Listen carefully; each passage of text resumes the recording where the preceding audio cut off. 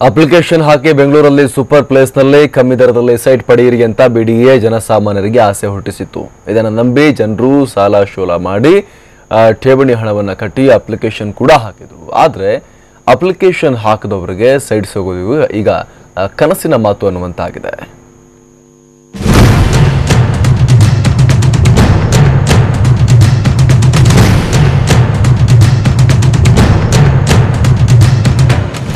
ಬಿಡಿಎನಲ್ಲಿ ನಿಮ್ಮ ಕೆಲಸ ಆಗ್ಬೇಕು ಅಂದ್ರೆ ಒಂದು ದುಡ್ಡು ಇರಬೇಕು, ಇಲ್ಲ ಅಂದ್ರೆ ಪ್ರಭಾವಿ ರಾಜಕಾರಣಿಯ ಶಿಷ್ಯನಾಗಿರ್ಬೇಕು, ಅದು ಇಲ್ಲ ಅಂದ್ರೆ ಕೊನೆ ಪಕ್ಷ ಬ್ರೋಕರ್ ಆದ್ರೂ ಆಗಿರ್ಬೇಕು. ಈ ಮೂರು ಇಲ್ಲ ಅಂದ್ರೆ ಬಿಡಿಎನಲ್ಲಿ ನಿಮ್ಮ ಕೆಲಸನೇ ಆಗಲ್ಲ ಬಿಡಿ. ಲಾಬಿ ನಡೆಸಿದವರಿಗೆ ಅರ್ಜೆಂಟ್ ಆಗಿ ಸಿಗುತ್ತೆ ಸೈಟ್,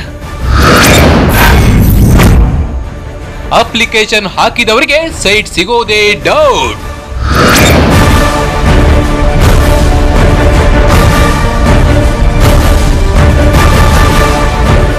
ಎಸ್, ಬಿಡಿಎನಲ್ಲಿ ನೀವು ನಿಯತ್ತಾಗಿ ಸೈಟ್ ಪಡಿಬೇಕಂದ್ರೆ ಕಮಿಷನರ್ ರೂಲ್ಸ್ ರೆಗ್ಯುಲೇಷನ್ ಅಂತ ಮಾತನಾಡ್ತಾರೆ.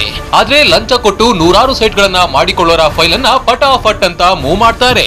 ಆದ್ರೆ ಜನಸಾಮಾನ್ಯರು ಅಪ್ಲಿಕೇಶನ್ ಹಾಕಿ ವರ್ಷಗಟ್ಟಲೆ ಕಾದ್ರೂ ಸೈಟ್ ಮಾತ್ರ ಸರಿಯಾದ ಟೈಮ್ಗೆ ಹಂಚಿಕೆ ಆಗೋದೇ ಇಲ್ಲ. ಅದಕ್ಕೆ ಬೆಸ್ಟ್ ಎಕ್ಸಾಂಪಲ್ ಕೆಂಪೇಗೌಡ ಲೇಔಟ್ ನ 2ನೇ ಹಂತದ ಸೈಟ್ ಹಂಚಿಕೆ. ಬರೋಬ್ಬರಿ 8 ತಿಂಗಳಿಂದ ಸೈಟ್ ಹಂಚುತ್ತೀವಿ ಅಂತ ಅಧಿಕಾರಿಗಳು ಕಾಗೆ ಹಾರಿಸಿದ್ದಾರೆ ಬಿಟ್ರೆ ಇನ್ನೂ ಸೈಟ್ ಹಂಚಿಕೆ ಮಾಡಿಲ್ಲ. ಕೆಂಪೇಗೌಡ ಬಡಾವಣೆಯಿಂದ 5,000 ನಿವೇಶನಗಳು ಸಂಬಂಧಪಟ್ಟಂತೆ ಸಂಖ್ಯೆ 2ನೇ ಹಂತದ್ದು 3 ದಿನದಲ್ಲಿ ಸಿದ್ಧಪಡಿಸ್ಕೊಂಡು ಅಂತಿಮ ಪಟ್ಟಿ ಸಿದ್ಧಪಡ್ತೀವಿ. ನಿವೇಶನಗಳ ನಂಬರನ್ನು ಕೊಟ್ಟ ಮೇಲೆ ನಾವು ಒಂದ್ಸರಿ ಹೋಗಿ ಫಿಸಿಕಲ್ ಆಗಿ ವೆರಿಫೈ ಮಾಡಿ ನಿವೇಶನಗಳಿಗೆ ಆಯಾ ಸ್ಥಳದ ನಂಬರ್ ಹಾಕಿದ್ದಾರೆ ಅಂತ ಚೆಕ್ ಮಾಡಿ ಆಮೇಲೆ ಅಂತಿಮ ಪಟ್ಟಿ ಮಾಡಬೇಕು ಅಂತ. ಇನ್ನು ಕಳೆದ ವರ್ಷ ಸೈಟ್ ಹಂಚಿಕೆಗೆ ಅರ್ಜಿ ಆಹ್ವಾನಿಸಿದ್ರು ಇನ್ನೂ ಫೈನಲ್ ಲಿಸ್ಟ್ ರೆಡಿಯಾಗಿಲ್ಲ. ಸಾಕಷ್ಟು ವಿರೋಧಗಳು ವ್ಯಕ್ತವಾದ ಬಳಿಕ ತಾತ್ಕಾಲಿಕ ಲಿಸ್ಟ್ ಬಿಡುಗಡೆ ಮಾಡಿ ಇದೀಗ ಅದರಲ್ಲೂ ಪರಿಶೀಲನೆ ಮಾಡಬೇಕು ಅಂತ ಹೊಸ ಖ್ಯಾತೆ ತೆಗೆದಿದ್ದಾರೆ. ಆದ್ರೆ ಕೆಲ ಸಂಘ ಸಂಸ್ಥೆಗಳಿಗೆ ಇತ್ತೀಚೆಗೆ ಸೈಟ್ ಮೇಲೆ ಸೈಟು ಅಂತ ಸಾವಿರಾರು ಸೈಟ್ಗಳನ್ನ ಬಿಡಿಎ ಅಧಿಕಾರಿಗಳು ಹಂಚಿಕೆ ಮಾಡ್ತಿದ್ದಾರಂತೆ. ಕುಮಾರಸ್ವಾಮಿ ಅವರು ಬಜೆಟ್ ಅಧಿವೇಶನ ಅಂತ ಹೇಳಿದ್ರು. ಅಧಿಕಾರಿಗಳೆಲ್ಲ ಸೇರ್ಕೊಂಡು ಕುಮಾರಸ್ವಾಮಿ ಅವ್ರ ಬಾಯಿಂದ ಹೇಳಿದ್ರು, ಮಾನ್ಯ ಮುಖ್ಯಮಂತ್ರಿಗಳ ಬಾಯಿಂದ ಹೇಳಿಸಿದ್ರು 5,000 ಸೈಟ್ಗಳನ್ನ ಹಂಚಿಕೆ ಮಾಡ್ತೀವಿ ಅಂತ ಅಂದ್ಬಿಟ್ಟು. ಅವರಿಂದ ಬಾಯಿಂದ ಹೇಳಿಸಿದ್ದು ಮಾತ್ರ ಅಷ್ಟೇ ಬಂತು ಅಷ್ಟೇ ಹೊರತು ಪತ್ರಿಕೆಗಳಲ್ಲಿ ಎಲ್ಲ ಮಾಧ್ಯಮಗಳಲ್ಲಿ ಬಿತ್ತರಿಸ್ತೀವಿ ಹೊರತು ಯಾವುದೇ ರೀತಿ ಸೈಟ್ ಹಂಚಿಕೆ ಆಗಿಲ್ಲ. ಆದರೆ ಒಂದು 350-400 ಆಕ್ಷೇಪಣಾ ಅರ್ಜಿಗಳನ್ನು ಕೂಡ ಹಾಕಿದ್ದಾರೆ. ಆದರೆ ಯಾರಿಗೂ ಸೈಟ್ ಹಂಚ್ತಾ ಇಲ್ಲ. ಸಂಘ ಸಂಸ್ಥೆಗಳಿಗೆ ಮಾತ್ರ ಇವರು ಒಳಗೆ ಕೊಟ್ಕೊತಾ ಇದ್ದಾರೆ. ಯಾರೋ ಅಧಿಕಾರಿ ಮತ್ತೆ ಇನ್ನೊಂದು ಇಂಪ್ಲೂಯೆನ್ಸ್ ಇದೆ ಅವ್ರು ಕೊಟ್ಕೊತಾ ಇದ್ದಾರೆ.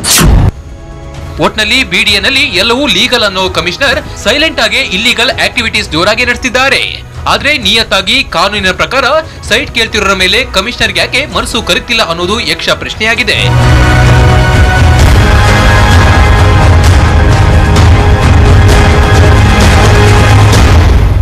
ಶಿವರಾಜ್ ಕುಮಾರ್, TV9 ಬೆಂಗಳೂರು.